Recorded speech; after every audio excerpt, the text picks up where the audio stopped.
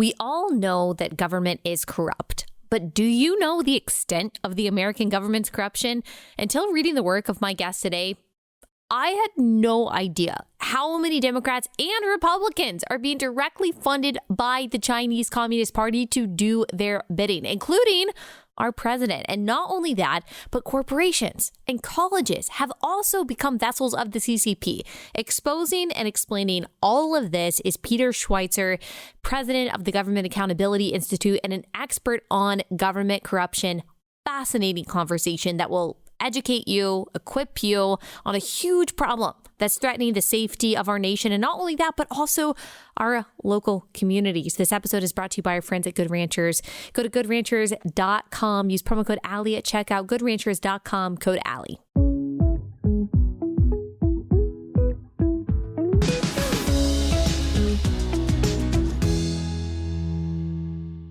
Peter, thank you so much for joining us. For those who have not read one of your many books, can you just tell them who you are and what you do? Yeah, I'm a writer, primarily a researcher, and I investigate and explore corruption in our government, which is, as a former Air Force pilot friend of mine says, is a target-rich environment. There's a lot of it to go around, but we try to focus on the corruption that's dangerous because it undermines our republic by giving us leaders that are really accountable or in hock to people other than the people that elected them into office. So that's been primarily my focus. And how long have you been exposing government corruption? Probably for 20 years. In a previous life before that, I wrote books on the history of the Cold War and foreign policy, but I saw that the biggest threat that our country faced was really internal with this corruption, so I switched. And so, yeah, I've been doing it about 20 years. And I've just got to ask, is it a little bit depressing sometimes? Because I imagine the more you dig in and the more you look at just all the different intricacies of Washington and how things really work versus how people think things work, like, do you ever just kind of get demoralized and you think, wow, this corruption runs deep? It does run deep. I'm not really an optimist or a pessimist. I'm a realist. And, my view is very much informed by Judeo-Christian values. I myself am a Christian. So, embedded in my worldview is the notion that power corrupts. And it doesn't really matter whether the person has a D or an R after their name. When you have concentrated power, political power or corporate power, it tends to bring out the worst in people. So I don't get surprised anymore. What I'm more concerned about is ensuring that the American people hear about this. I looked at the founding fathers when I was young, and my favorite among people from that period of our history was Paul Revere, because he warned everybody the British were coming. And so I kind of like to believe that we're trying to warn people what is occurring, what's going on. And our hope is that that will lead people to, in a sense, act like the Continental Army and forge a defense against the threat that we're facing. And so you get discouraged sometimes when people don't seem to think it's that important or people get cynical. But no, I don't lose the faith because I think ultimately what we're fighting for is worth fighting for. Yeah. And what I'm being asked to do is certainly not as dangerous or as threatening as a lot of other people that are defending our country on the battlefield. Mm-hmm. Mm-hmm. We all have our different role to play when it comes to that. I want to talk mostly about your most recent book, and it's called Red-Handed: How American Elites Get Rich Helping China Win. And that title alone honestly puts together a lot of puzzle pieces for me, because you do wonder, wow, why are we in so many ways, not in every way, so soft on China? Why do you see glowing reviews of China and how they're dealing with climate change in the New York Times? I mean, why wouldn't we take more seriously the threat of China? It's very odd. And yet what you're saying, what you have uncovered, is actually that there are Americans in charge, American elites, that are helping China build its military and become stronger. Yeah, that's right. I mean, China has an explicit strategy. They call it elite capture, and it's pretty brilliant. It's predicated on the notion that we can't go as China. We can't go face to face with the United States in a military conflict. Their military stronger and more powerful than ours. Their economy is more dynamic. So instead of going head to head with them, why don't we just basically try to buy off part of their political elites? We'll give them lucrative commercial deals. We'll give them access to the Chinese market. We'll make them wealthy, and that will buy favor with them. This is a strategy they've employed in smaller countries like New Zealand and Singapore and Australia with a lot of success. And they're doing it in the United States, and it works. And what a lot of our elites have told us over the last 30 years is that merging closer with China is a good thing because the Chinese are going to become more like us. They'll become less repressive, less Marxist-Leninist. They'll become more free market oriented. Yeah. The fact of the matter is that consensus has been there with Republicans and Democrats, and they have been categorically wrong. Under the new president, President Xi in China, he's been in power, more than 10 years. It's far more repressive, far more aggressive than it ever was 20 years ago. So the grand experiment of engagement, as they call it, has failed. What it hasn't failed at is making elites in the United States rich.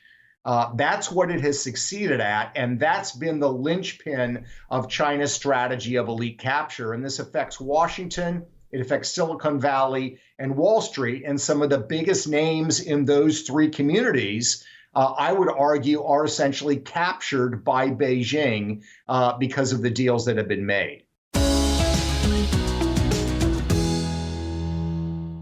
Okay, quick pause to tell you about our first sponsor for the day, one of my favorites, Adele Natural Cosmetics. They are a family-run, holistic, handcrafted, and toxin-free cosmetic company where all of their products are made in the U.S. I love this family. They are so unabashed about their values. They are pro-life, they're Christians, and they really do make high-quality products. I use their skincare regimen every day. I use their facial cleanser at night, in the morning, their moisturizer. I also love their toning spray that's very moisturizing. I use that every morning. I really love their stuff. Whether you've got acne, some kind of inflammation, redness, just skin irritation, it could be that the soaps that you're using are actually making it worse. You should be using kind of holistic, natural products, and Adele Natural Cosmetics makes that really easy. And it's especially great knowing that you're supporting a family-run company that supports all the values that you and I do. They're such sweet people. Love their products. Love the people that sell them. Go to AdeleNaturalCosmetics.com. Enter promo code Allie for 25% off your first order. Adele, ADEL, naturalcosmetics.com, code Allie for 25% off your first order. AdeleNaturalCosmetics.com, code Allie.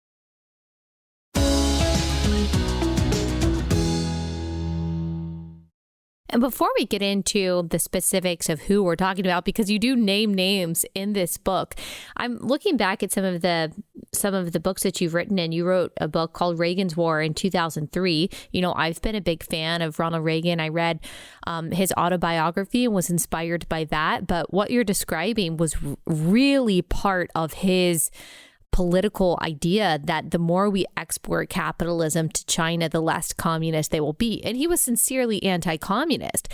But as much as we see him as a freedom fighter and as much as we see his positive impact in the world, we do see that it was at least in part Reagan's doing, this idea of exporting Americanism to China to try to make it less communist. And like you said, it didn't work. So what do you think about that as someone who knows a lot about Reagan? Yeah, I think, in the 1980s, there was a lot of optimism about where China would go. I excuse people more in the 80s and even in the 90s. Bill Clinton was also a big advocate of this. But really, by the early 2000s, with the George W. Bush administration and then the Obama administration, it was already crystal clear this was not going to become anything resembling a liberal democracy. I think in Reagan's case, when he came into office, he saw China as a counter measure that could be used against the Soviet Union, which was the main threat at the time. And then when the Soviet Union dissipated, a lot of people saw China as somebody to bring in, as it were, to the Western world, that it would reform in the way that Gorbachev was trying to reform the Soviet Union. That ended up, of course, being incorrect and wrong. So I think we have to really rethink some of the assumptions about how we deal with China. I'm a big believer in free markets and Americans' system of governance, but we have to recognize that it's not something you can easily replicate, and that you have elites in places like China that don't want it. They're not interested in it because they don't want to give up their own political power. Yeah. So there is an excuse for the optimism of people like Reagan and people in the 90s because we just didn't know. And I think at that point, it was hard to imagine what had been a largely agrarian society becoming what it is today.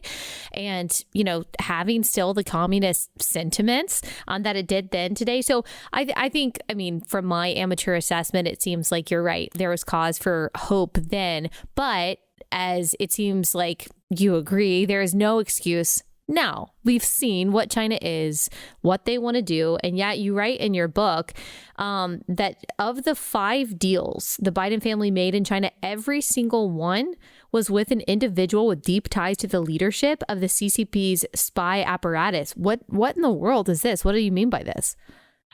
Yeah, I think that there's been some, unfortunately, some mischaracterizing why the Chinese deals that the Bidens have are so important. A lot of the focus has been on influence peddling and corruption. And I'm not saying those are unimportant issues. But the real question here is, how much money did the Bidens get? What did they do for the money? And who gave them the money? Who, my kids would say, who made it rain for the Bidens in China? And when you look at it through that prism, it's a pretty shocking and frightening situation. We know that the Bidens received tens of millions of dollars from China. That's based on the laptop. I believe the number is at least $31 million based on actual wire transfers and deals that are discussed in the laptop. We know that those deals came from a handful of Chinese businessmen. And when you look at who these Chinese businessmen are, it's pretty troubling. One of the first deals, and perhaps the biggest deal that Hunter Biden got, was arranged by a guy named Che Feng. That's his name, and it's identified in the laptop. At the time that he is making this deal happen for Hunter Biden, he also happens to be business partners with a guy named Ma Jian, who is the vice minister for state security in China. The Ministry of State Security is their spy apparatus. It's the FBI, the CIA, the NSA, the DIA, all rolled into one. So literally a man that is providing millions of dollars to the Biden family happens to be business partners with the Vice Minister of State Security at the same time. That Vice Minister's responsibility includes recruiting foreign nationals to spy for China. Then you move to another deal that was arranged by Henry Zhao. Henry Zhao transfers $5 million cash to a Hunter Biden account. Who is Henry Zhao? Well, when he is arranging that deal for Hunter Biden, he is business partners with the family of the former Minister of State Security, who ran the entire spy apparatus. In fact, the $5 million that is transferred to Hunter Biden's account comes from an account in Hong Kong that is part of that partnership. That entity is one of the entities in which the Minister of State Security's family is partners. Then you look at another deal that was put together by Chairman Yi. This is the CEFC Energy Company. What is Chairman Yi's job before he runs this energy company? He's running an organization that we know in the West is part of Chinese military intelligence. And he sends some $6 million to Hunter Biden. So all this money is flowing to Hunter Biden and the Biden family. It's all being done by individuals that have ties to Chinese intelligence, which is highly unusual. And then the question becomes, what did they do for that money? Did Hunter Biden perform a discernible business service? Did he bring capital into a joint venture or something? And the answer is no. If you look at the emails, none of these deals really require much of anything on the part of Hunter Biden. There's no discernible business service that's been provided. So again, Businessmen linked to Chinese intelligence are sending millions of dollars to the first family of the United States before they're the first family, and they performed no discernible business service for that. To me, we have to look at this from the standpoint of compromise, possible an effort to recruit, in some kind of intelligence scheme. That's the prism through which we need to look at this. And that, to me, makes it even more troubling than trying to prove some sort of low rent influence peddling scheme. This would be the equivalent in the Cold War of the family of Ronald Reagan or the family of Jimmy Carter taking in millions of dollars from Russian businessmen at the height of the Cold War who are linked to the KGB. That's what this is the equivalent of. Back then, this would have set off alarm bells. It should be setting off alarm bells now as it regards the Bidens. Okay, wives, women, are you the one that is running the finances in your house? I am not. I'll just give a little revealing look into the Stuckey household. I am not the one who runs that aspect of our family life. And chances are that's probably true for your family too. And so you need to have a conversation with your husband about where you are actually investing your money, how you are investing your money, who is doing the investing for you. Some of these big major companies, they're donating a bunch of their money to abortion causes, to gender ideology causes, to different candidates that are fighting against all of the things that you believe in. It's time to start aligning our investments, really every area of our lives, but particularly how we are investing our money with an investment company that shares our values. That's why I love Constitution Wealth. They are a conservative Christian financial investment firm. They believe that when it comes to investing, personal values should play a large role in wealth management. And so they're right there with you, thinking about how you can invest your money in a way that makes an impact for the kingdom, makes an impact for the causes that you and I believe in so much. And it's just great to have a partner, have a team that is on your same page. That's not going to be fighting against you. You don't have to worry about them, being weird about where you're investing your money. And so talk to your husband, have a conversation about switching to Constitution Wealth, and they'll even just give you a consultation, a free consultation. So if you want to know more about it, just go to constitutionwealth.com/Allie, schedule a free consultation, constitutionwealth.com/Allie. It doesn't hurt just to talk to them to learn more. constitutionwealth.com/Allie.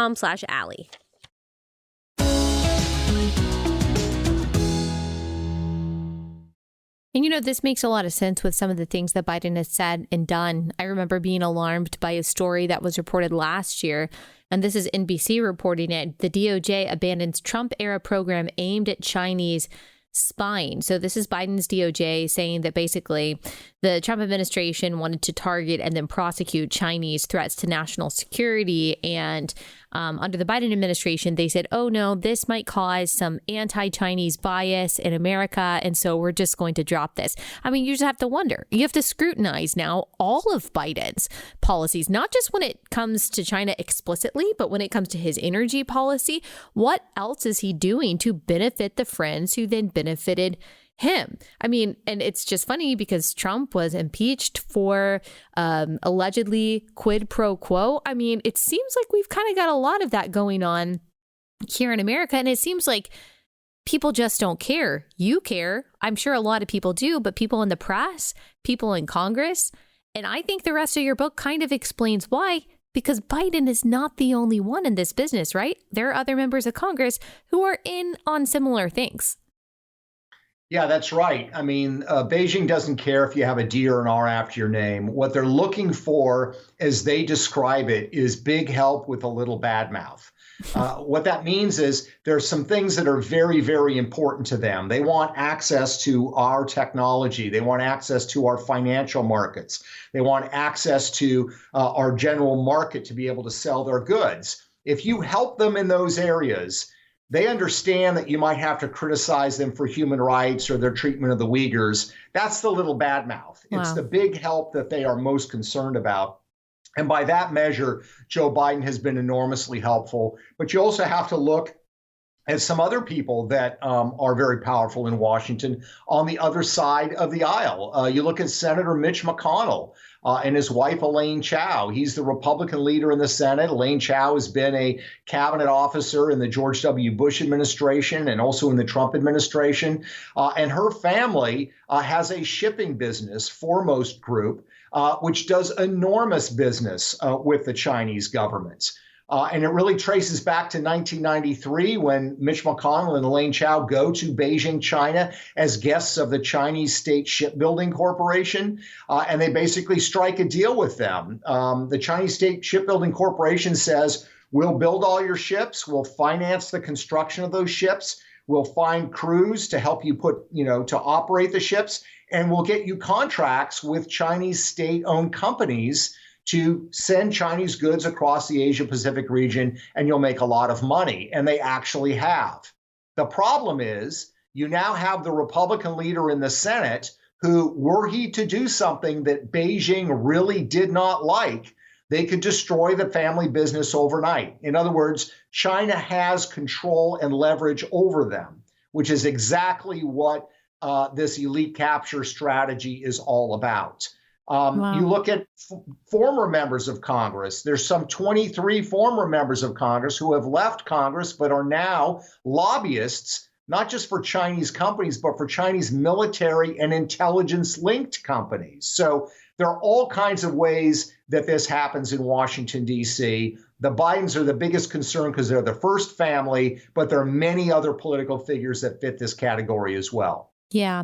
And when it comes to the situation like the one with Senator Mitch McConnell, we're not just talking about having a business that does business in China. Yeah, there's a lot of people who might do business in China that aren't necessarily compromised. We're talking about doing business with the Chinese Communist Party. That's a whole different ballgame. We're not talking about China in general. We're talking about with the Chinese Communist Party. You also talk about, though, it's not just members of Congress. You talk about LeBron James and how the NBA, while they're bowing down here to BLM saying, oh, we have so many social justice issues. They look the other way when it comes to the human rights atrocities in China, refuse to criticize China. Same with a lot of celebrities here in Hollywood. Why is that? What's going on there? Yeah, it's the same thing. LeBron James is and wants to be a global brand. And China now actually has more NBA fans than the United States. Obviously, their population is much bigger, but the NBA is huge in China. LeBron James understands this, and he's been on this trajectory for more than a decade.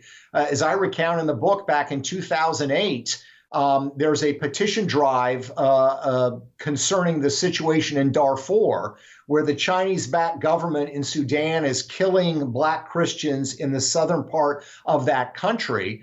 And there's a petition drive that comes out to condemn China for supporting this repressive war that killed some 200,000 Black Christians in southern Sudan. LeBron James refused to sign that petition because he did not want to offend China. So it really leads one to question when he says Black Lives Matter. In his mind, it seems like some matter more than others. If they're going to cost him commercial opportunities, he's not so interested in jumping on board. And so, he obviously wants to play basketball, but he has a media company. That media company has joint venture deals in China with Chinese state-backed companies. He travels to China all the time. He has a special brand of his shoes. We know about the Nikes in the United States, but he has special ones made by Nike simply for fans in China. So it's a huge part of LeBron James's business empire. And that business empire has basically led him to shut up and avoid criticizing China in any material way. Wow. The same thing applies to other people in Hollywood as well. Wow. There was also, just going back to politics, I just remembered, and as we were recording this, he hasn't actually been approved yet. But Eric Garcetti, he's Joe Biden's nominee right now for ambassador to India. He's the former LA mayor. It's been revealed by the Daily Caller News Foundation that he also has ties to the Chinese Communist Party, that he has received apparently well over $1 million in donations during Garcetti's tenure from two wealthy individuals tied to alleged CCP influence and intelligence fronts. I mean, the only reason we know about that is because he is now Biden's nominee. But I just wonder, okay, how many mayors? He was just a mayor. How many mayors? How many governors? How many local officials? They just can't say no to the money. I mean, the love of money, not money itself, but the love of money, Jesus says, is the root of all kinds of evil. Doesn't mean that it's evil in itself, but people motivated, as you said, by power and money, they will literally sell out anyone and anything, including their own country, for it. That's scary. Yeah, no, you're exactly right. This is part of the genius of the way China approaches this. They understand that it's not red or blue, it's green. That's what motivates a lot of people that are in public service. And so they use that motivation, that human weakness, to their benefit. And, you know, a lot of these people are smart. They convince themselves that what they're doing is going to bring about closer relationships between the United States and China. But in fact, what they're doing is effectively helping to disarm the United States by making the United States less resistant to what China is doing. So when China engages in aggressive action, whether it's in the South China Sea or, you know, involving, military confrontations, the people that have been captured by Beijing with these commercial deals, their answer is always greater engagement. So when China does something good, when China does something bad, the answer is always to get closer to them.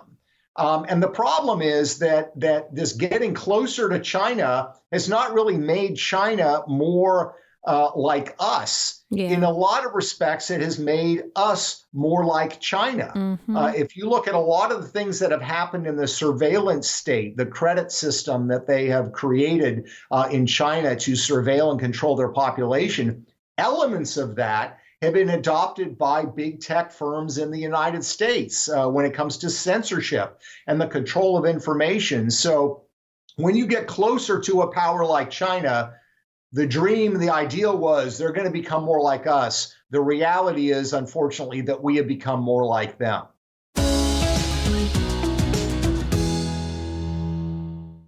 Okay, let me tell y'all about 7 Weeks Coffee. This is such a sweet company. They're doing amazing work. They're a pro-life coffee company. They sell really high quality coffee, but they are also donating a lot of money to these pro-life pregnancy centers across the country. They donate 10% of every sale to pregnancy care centers. So far, in their first year, they have donated over $100,000. They're supporting over 500 centers.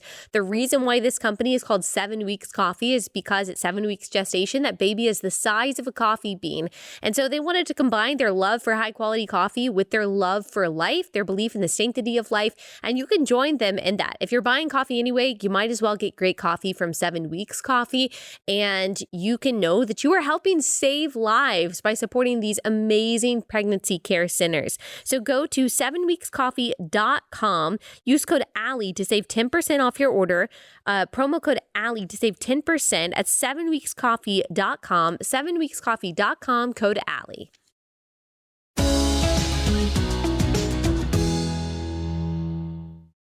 And you know, one thing that maybe is positive, or I would like to hear your take on this. So this is a news story as we're recording this. This is from the Wall Street Journal. The title of the article is U.S. threatens ban if TikTok's Chinese owners don't sell steak. So for people who don't know, TikTok, owned mostly by China, huge national security issues, just constantly collecting the data of its users here in the United States in ways beyond, I think, most of us average non-technological people can even understand. And the Biden administration, according to the Wall Street Journal, is demanding that TikTok's Chinese owners sell their stakes in the video sharing app or face a possible U.S. ban of the app, according to people familiar with the matter. Now, I'm not sure if I believe that this is actually going to happen. Not only would this be wildly unpopular with a lot of young liberal voters. But I have a hard time believing that the Biden administration would make this kind of strong move. What do you think? Yeah, it's a great question. I mean, let's remember Trump called for a forced sailor ban back in 2020. Joe Biden in 2020 refused to allow members of his own campaign to use TikTok because of security concerns. But then when he came into office in the spring of 2021, he reversed the Trump decision and said, we're going to study it for a while, which is really what's been going on now for a couple of years. The decision that you're talking about is being pushed by CFIUS, which is the Committee on Foreign Investment in the United States. These are the various government agencies that are involved, like Treasury, the Pentagon, et cetera. It's ultimately going to be the president's decision to make it. A ban makes complete sense. TikTok not only collects a lot of data, it has been demonstrated it is a known avenue of propaganda for the CCP. They use it to control information. They use it to manipulate information. And the notion that we are somehow going to allow a Chinese company that is linked to the hip with the Chinese state into the minds and hearts of our children unfiltered is absurdly ridiculous. So I hope optimistically that they ban TikTok, but I'm going to hold my breath until it's actually done. Yeah. Wow. You just retweeted a story, a national review about how at Yale, Chinese students that are critical of Beijing on an American college campus where there's supposed to be First Amendment protection and some form of American patriotism, they're actually, they face harassment and their families back home can be targeted. So tell me a little bit about that. I mean, how pervasive of an issue is that actually people's First Amendment rights here when they criticize China are in some way being trampled on? That's a great question. And it's a huge problem. And again, you need to follow the money. What's happened at Yale and it's happened at other universities is they are taking in a large amount of money from Chinese nationals who are donating, but oftentimes with strings attached. I actually have an entire chapter on this in my book, Red Handed, and Yale is the focus. Joe Tsai, who is the co-founder of Alibaba, which is kind of the Amazon of China, is worth some $20 to $30 billion. He's been donating hundreds of millions of dollars to American universities, Yale being the largest recipient. And this is a gentleman who is very pro-CCP. He loves the credit score system. He talks about how great the Chinese government is. The human rights criticisms are ridiculous. So we know where he stands politically. The problem is that Yale University set up the Tsai Center at Yale, and they put out a lot of material that's pro-CCP, and they are engaged at Yale in preventing people who are critical of Joe Tsai and critical of the CCP from speaking. Students that are from Tibet or students that are Uyghurs, these are the oppressed minorities in China, talk repeatedly about how they're not welcome at Yale, even though they're students at Yale. So again, it's about the money, and it's also about the fact that the universities are trying to hide the source of this money. They're required by federal law to disclose who's sending them the money, but they oftentimes try to obscure it and hide the fact that it's coming from China. It's a huge problem, and not just at Yale. Wow. So many of our institutions in this country are at least in part influenced by a foreign hostile regime that is openly and explicitly hostile to America being the world superpower. And what's interesting is that so many of these institutions and politicians, not all of them, like you said, this happens on the Republican side of the aisle too, but they claim to be progressive. They claim to be for equality. They're anti-racist. They've got all of these DEI initiatives, and they're partnering with a regime that is explicitly against the things that they say that they're for. This is true of the NBA. This is true of a lot of the corporations that are working with China, yet, after George Floyd happened, apparently became champions of social justice. And I think people don't realize how much propaganda is spun by the Chinese Communist Party. Like we actually saw after George Floyd, a lot of the tweets going out, a lot of the stories that were actually being pushed by the CCP because they wanted to latch onto this narrative that America is bad, that America is racist. Yes, look over here. The real human rights atrocities are happening in America. I actually saw a study the other day that a lot of people on the left were sharing, talking about the importance of gender diverse families and gender diverse children and breaking those stereotypes of man and woman. And then when we dug into it, it's actually funded by the Chinese Communist Party, who does not allow that kind of behavior at all. In China, certainly on a public sphere. And then if you look at something like TikTok, they heavily restrict the usage of TikTok by their youth there and what content they're able to access, yet they push that stuff here.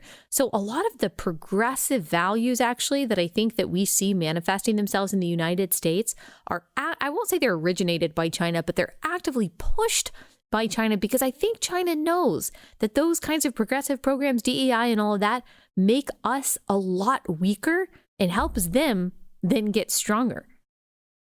Yeah, I mean, it's really important for people to understand that what's happened, unfortunately, with some progressive leaders is they have what I would call this sort of dictatorial impulse. And they've talked about this. I mean, Justin Trudeau, the Prime Minister of Canada, was asked 10 years ago which political system he admired the most. Yes. And his answer was quite surprising and candid. He said, I admire the Chinese system because you can just kind of get things done. There are people in Silicon Valley, people like Bill Gates and Elon Musk, who have said on the record that they admire the quote unquote efficiency of the Chinese system. Well, if you don't have an independent judiciary, if you don't have a legislative process, if you don't have public elections, it's pretty easy to be efficient. So what's happened, I think the point that you're raising here is really important, is that their goals of dealing with climate change or dealing with, oppression-related agenda or whatever they want to say, those are so important to them that they are willing to jettison any notion of representative government. And in some cases, they're even willing to partner with a foreign state that rejects their progressive values, but they admire the fact that they can get things done with brutal efficiency. So they're willing to toss aside all their principles and get into bed with them. It's really an atrocious situation. My hope is that there are going to be some honest people on the left who will call them out on it. I'm not holding my breath, but my hope is that that's going to happen because there have got to be people on the left who acknowledge this problem. All right, last sponsor for the day is Good Ranchers. You guys know we use Good Ranchers almost every single night. Every single night that we eat in, we are definitely eating Good Ranchers.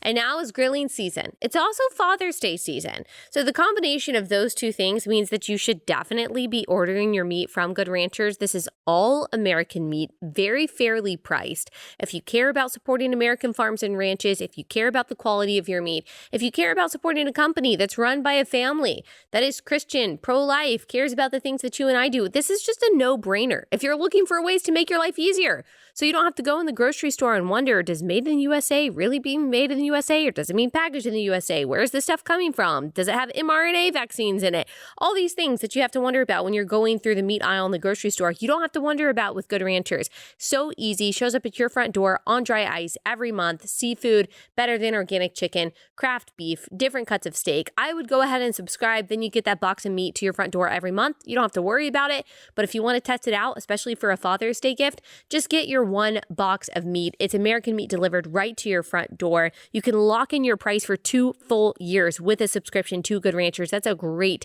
deal, especially in the midst of all this inflation. Go to goodranchers.com. Use code Allie at checkout for $30 off. That's goodranchers.com, code Allie for $30 off. Goodranchers.com, code Allie.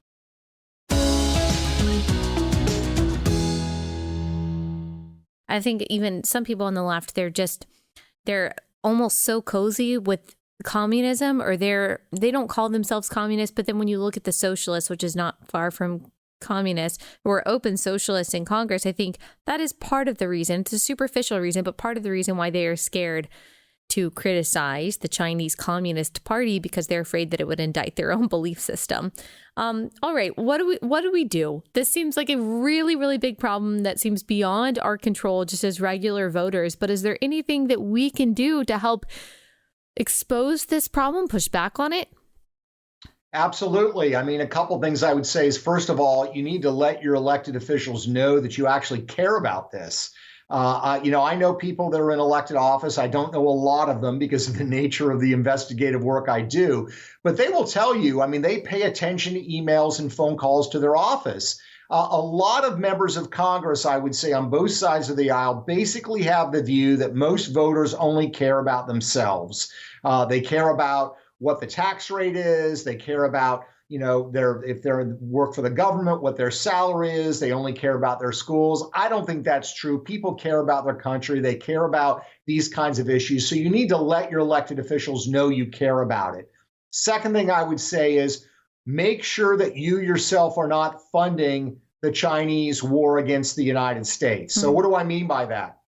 There are a lot of Wall Street investment firms that are investing in companies right now that are part of the Chinese military industrial complex. I have my retirement accounts through Fidelity, and I went and looked at, I think it was the Fidelity worldwide account, and found stunningly that 30% of the companies in that worldwide fund were Chinese, and a number of them were Chinese military industrial complex companies. So look at your own investments. It doesn't mean you have to have a huge mountain of money, but just make sure you are not investing in entities that are funding the Chinese military industrial complex in their competition with us.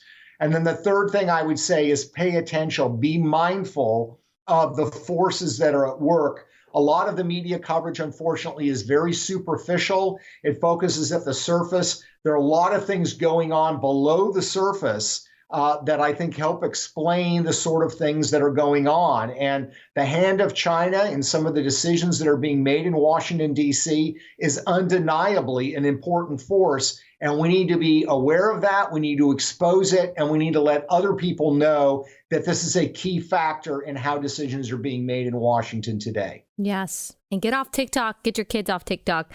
Yes. China it's a brutal regime. It doesn't believe in human rights, doesn't have an idea of innate human worth the way that we do. It is a systematically atheistic regime, and it follows the worldview and the morality of atheism, which basically people are valued by how much they can offer, how much power they have, how much productivity they have. That is fundamentally opposed to what the West, and specifically America, is supposed to be. We cannot even imagine the widespread atrocities that will take place if and when China becomes the world's greatest superpower. And with every bit of corrupted connections that they have here in the US, it gets closer to that. That's why our voice matters while it still does. Let's make sure. Thank you so much. Thanks for taking the time. I really encourage everyone to go out and get your book. We'll link to it red-handed in the description of this episode so people can get it. Thank you so much, Peter. Thanks for having me.